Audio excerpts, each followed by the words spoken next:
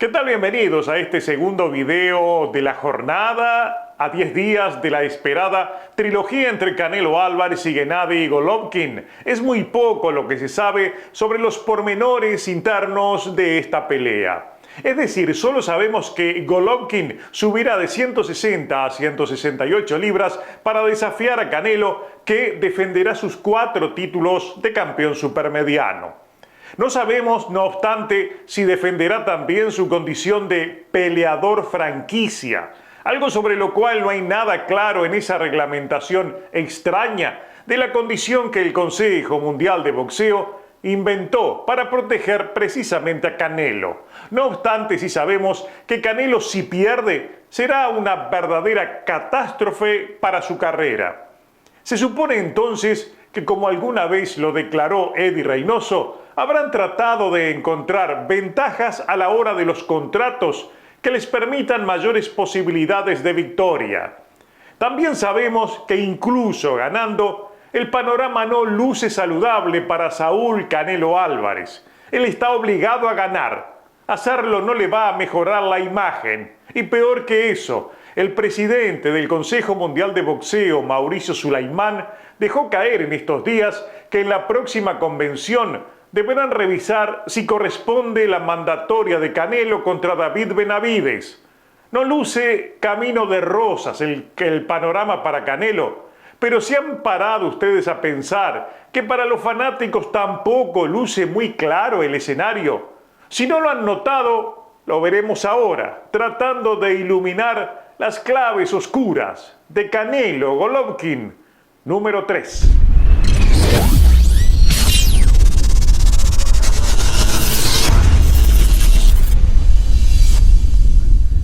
La primera y más grave de las claves oscuras de Canelo Golovkin 3 es la relacionada con los controles antidoping para esta pelea. Canelo y Triple G ya se enfrentaron 2 veces y en medio de esos enfrentamientos se vivió un verdadero escándalo relacionado con el tema del control antidoping. El más grave fue cuando a Canelo se le sometió a prueba sorpresa en su campamento y esos 2 exámenes de sangre arrojaron positivo de clenbuterol. La segunda pelea debió ser suspendida. Canelo fue sancionado y, como medida de ejemplo, el propio peleador mexicano asumió públicamente su interés en ser parte de un programa voluntario durante todo un año en la WADA. Un programa en el cual se enroló bajo una gran promoción informativa de su interés en demostrar que era un peleador limpio. El hecho tuvo amplia cobertura mediática, por más que Canelo insistió en que el clenbuterol en su sangre era de origen involuntario debido al consumo de carne contaminada. Sin embargo, lo ocurrido con el clenbuterol se produjo en medio de graves acusaciones que tanto Golovkin como su entonces entrenador habían formulado contra Canelo Álvarez, al que públicamente acusaron más de una vez de consumir o recurrir a sustancias prohibidas para mejorar su rendimiento. Directamente lo acusaba de hacer trampas, como recogían todos los medios y agencias de noticias. Es el ejemplo precisamente correspondiente a France 24. O sea, el posible doping de Canelo siempre estuvo en la mesa pública durante las 2 primeras peleas entre estos 2 rivales, aunque en aquel momento los 2 estuvieron siempre bajo escrutinio de la WADA, a cuyos exámenes siempre se sometieron de manera voluntaria. Sin embargo, para esta tercera pelea, las cosas han cambiado sutilmente, aunque no el tema de fondo. En el camino previo a esta pelea del 17 de septiembre, reiteradamente, Golovkin ha estado acusando o insinuando contra Canelo sobre el posible uso de sustancias prohibidas.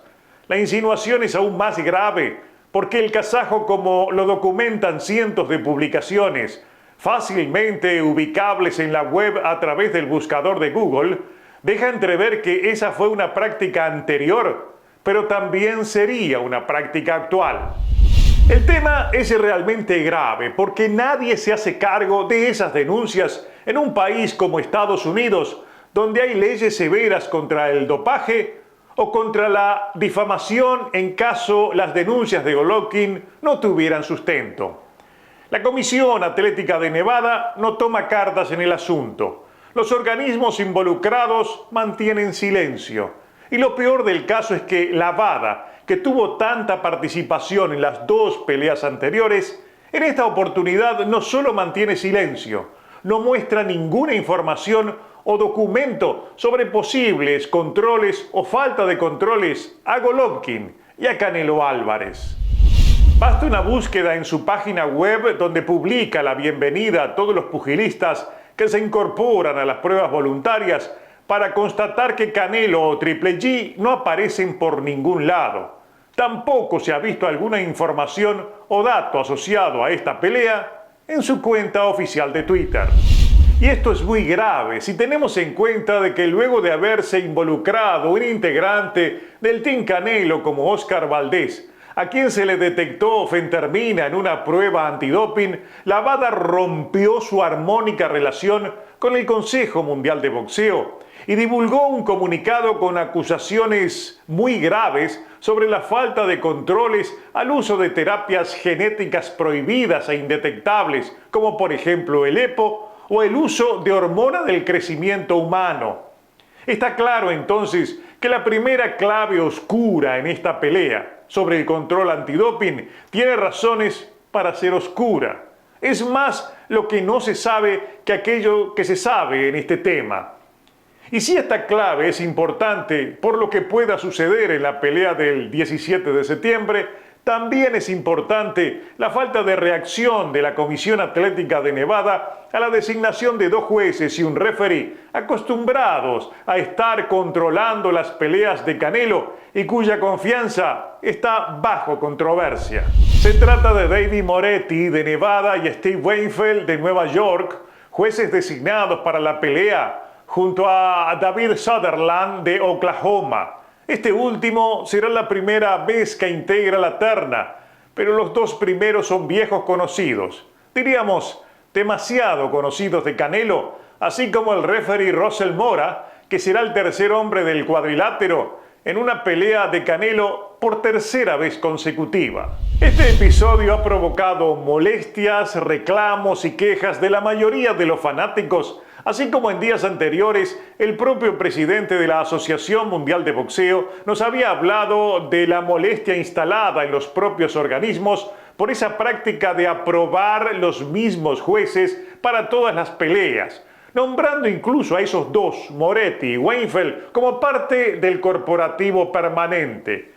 Nada se sabe sobre el control al trabajo de los jueces y alguna posible barbaridad que cometan, como muchos fanáticos los acusan de haber cometido en perjuicio de Golovkin en las peleas anteriores. Las otras claves oscuras, mientras tanto, son las habituales en las peleas de Canelo Álvarez. ¿Qué acordaron en los contratos? ¿Hay cláusula establecida en el peso? ¿Acaso hay decisiones impuestas en el tipo de guantes a utilizar o en el tipo de vendajes? Por ejemplo, tomando en cuenta que en el pasado ya hubo conflictos entre los dos equipos por causa de los vendajes de Canelo.